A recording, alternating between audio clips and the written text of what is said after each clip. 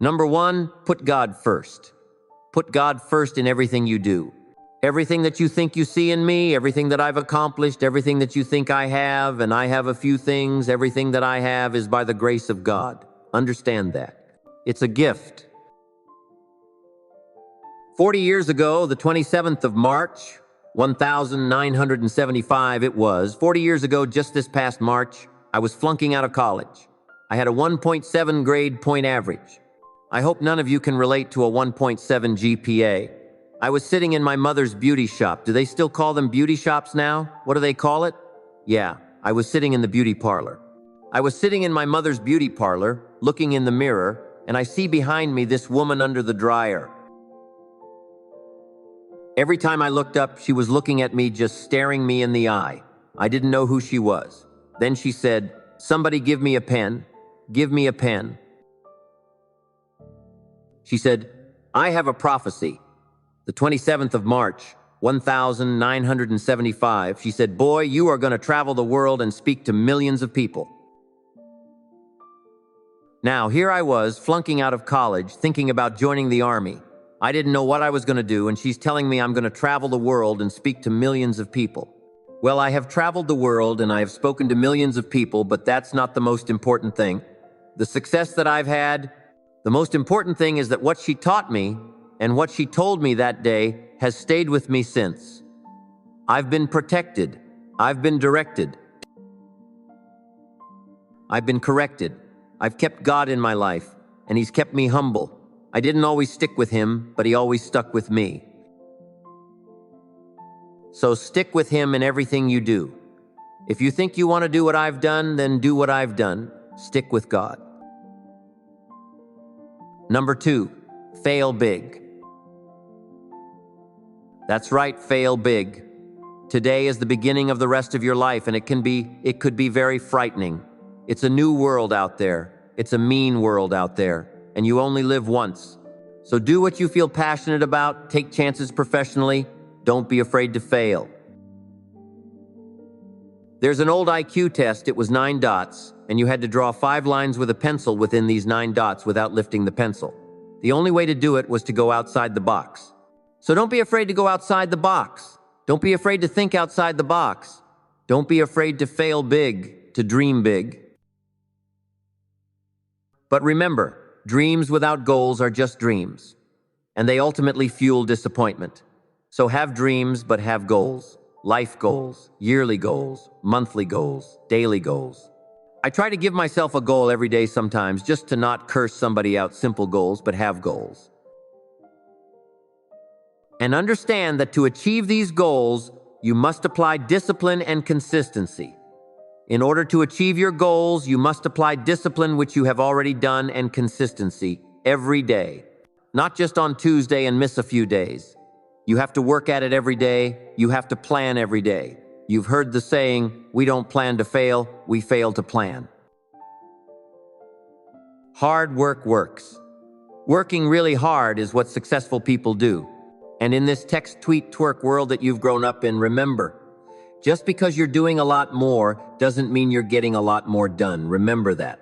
Just because you're doing a lot more doesn't mean you're getting a lot more done. Don't confuse movement with progress. My mother told me that. Yeah, because you can run in place all the time and never get anywhere. So continue to strive. Continue to have goals. Continue to progress. Number 3, you'll never see a U-Haul behind a hearse. I'll say it again, you'll never see a U-Haul behind a hearse. I don't care how much money you make, you can't take it with you. The Egyptians tried it, they got robbed. That's all they got. You can't take it with you. It's not how much you have, it's what you do with what you have. We all have different talents. Some of you will be doctors, some lawyers, some scientists, some educators, some nurses, some teachers, okay, some preachers. The most selfish thing you can do in this world is help someone else.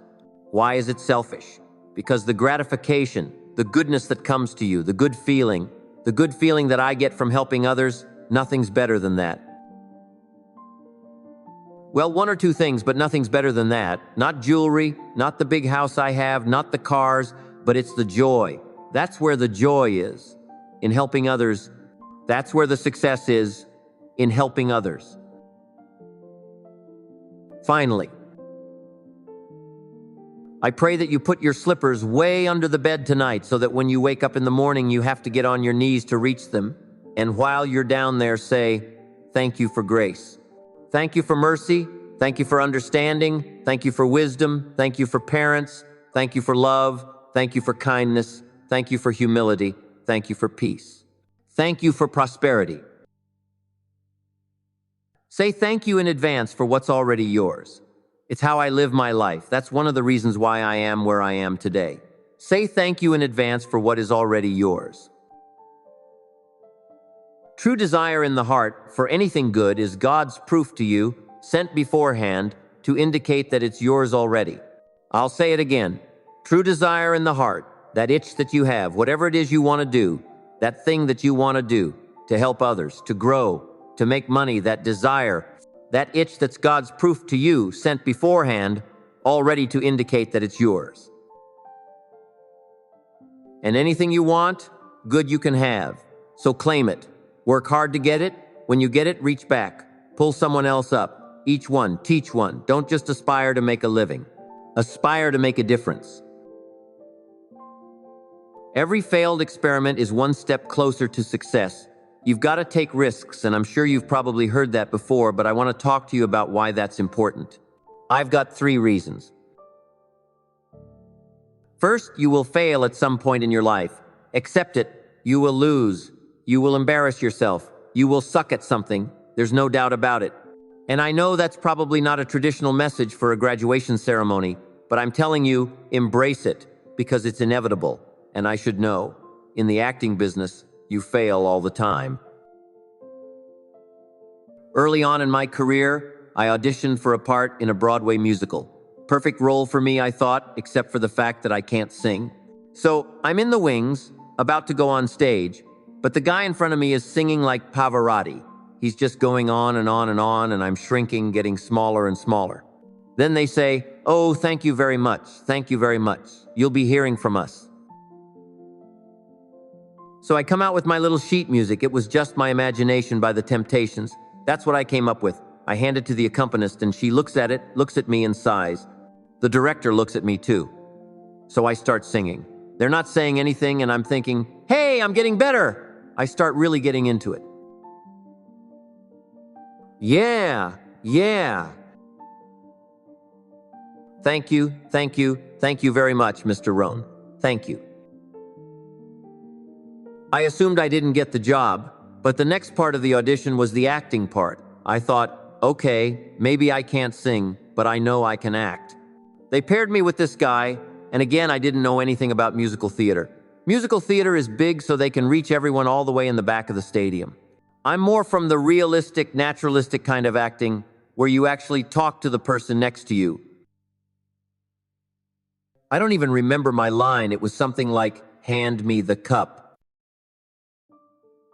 His line was, well, I will hand you the cup, my dear. The cup will be there to be handed to you. I said, okay. Well, should I give you the cup back? Oh, yes, you should give it back to me, because you know that is my cup, and it should be given back to me. I didn't get the job. But here's the thing, I didn't quit. I didn't fall back. I walked out of there, prepared for the next audition, and the next audition, and the next audition. I prayed, and I prayed, but I continued to fail, and fail, and fail. But it didn't matter, because you know what? There's an old saying, you hang around the barbershop long enough, sooner or later you're going to get a haircut.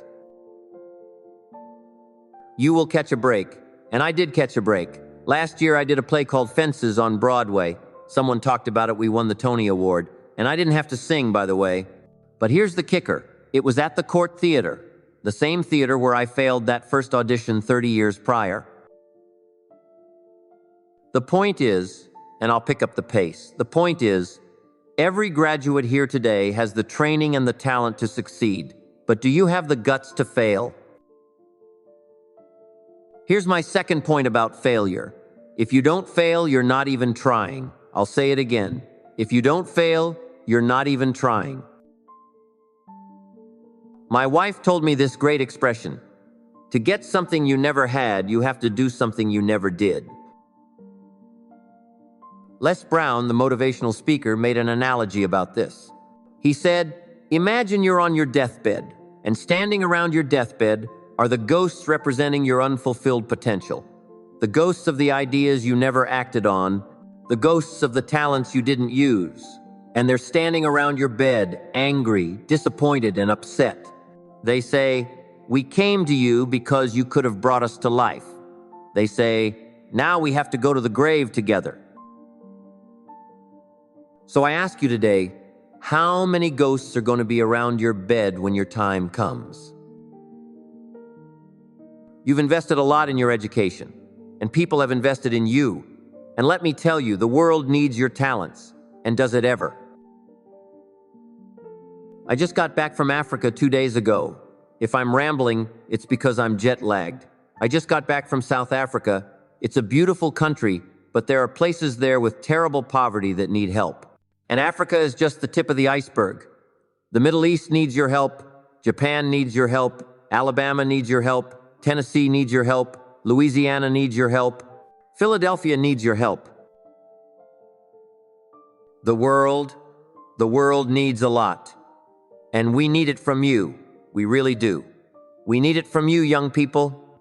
I mean, I'm not speaking for the rest of us up here, but I know I'm getting a little grayer. We need it from you, the young people. Because remember this, you've got to get out there and give it everything you've got, whether it's your time, your talent, your prayers, or your treasures. Because remember this, you will never see a U-Haul behind a hearse. I'll say it again, you will never see a U-Haul behind a hearse. You can't take it with you. The Egyptians tried it and all they got was robbed. So the question is, what are you going to do with what you have? I'm not talking about how much you have.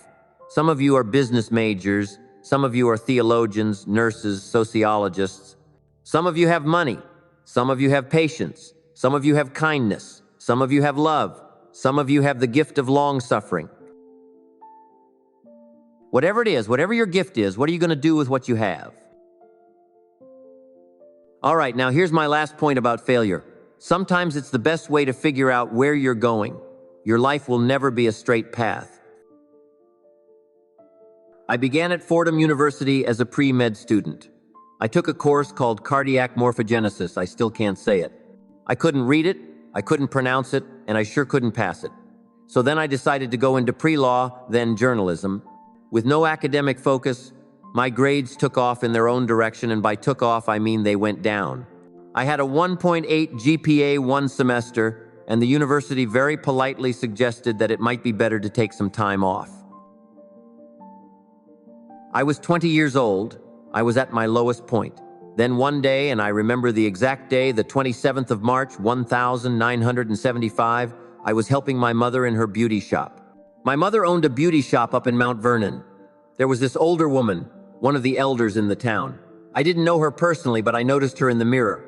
Every time I looked up, she was staring at me. She just kept looking at me, giving me these strange looks. Finally, she took the dryer off her head and said something I'll never forget. First, she said, "Somebody give me a piece of paper. Give me a piece of paper." Then she said, "Young boy, I have a prophecy, a spiritual prophecy. You are going to travel the world and speak to millions of people." Now, mind you, I'm 20 years old, flunked out of school. In fact, like a wise ass, I'm thinking to myself, maybe she's got something in that crystal ball about me getting back into school next fall. But maybe she was onto something, because later that summer, while working as a counselor at a YMCA camp in Connecticut, we put on a talent show for the campers.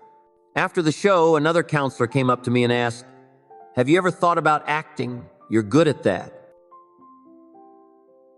When I got back to Fordham that fall, I got in and changed my major once again for the last time. And in the years that followed, just as that woman prophesied, I have traveled the world. I have spoken to millions of people through my movies, millions of people who, up until this day, couldn't see me. Up until this day, I couldn't see them while I was talking to them, and they couldn't see me. They could only see the movie. They couldn't see the real me. But I see you today. I'm encouraged by what I see. I'm strengthened by what I see. And I love what I see. One more page now, shut up. Let me conclude with this one final point. Actually, the president kind of brought it up. It has to do with the movie Philadelphia. She stole my material! Many years ago, I did this movie called Philadelphia. We filmed some of the scenes right here on campus. Philadelphia came out in 1993. Most of you were probably still in diapers. Some of the professors too, but that cracked me up. It was a good movie. Rent it. What do you call it? Netflix. It's a good movie. Rent it. I get 23 cents every time you rent it. Please, rent it. Netflix. Tell your friends too. It's about a man, played by Tom Hanks, who's fired from his law firm because he has AIDS. He wants to sue the firm, but no one's willing to represent him until a homophobic ambulance chaser lawyer, played by yours truly, takes on the case. In a way, if you watch the movie, you'll see everything I'm talking about today. You'll see what I mean about taking risks, about being willing to fail. Because taking risks isn't just about going for a job. It's also about knowing what you know and what you don't know. It's about being open to people and to ideas. In the course of the film, the character I play begins to take small steps, small risks. He very, very slowly begins to overcome his fears. And I feel, ultimately, his heart becomes flooded with love. I can't think of a better message as we send you off today, to not only take risks, but to be open to life, to accept new views and to be open to new opinions, to be willing to speak at a commencement at one of the best universities in the country, even though you're scared stiff. While it may be frightening, it will also be rewarding. Because the chances you take, the people you meet, the people you love, the faith that you have, that's what's going to define you. So, members of the class of 2011, this is your mission. When you leave the friendly confines of Philly, never be discouraged, never hold back, give everything you've got. And when you fall throughout life, and remember this fall forward.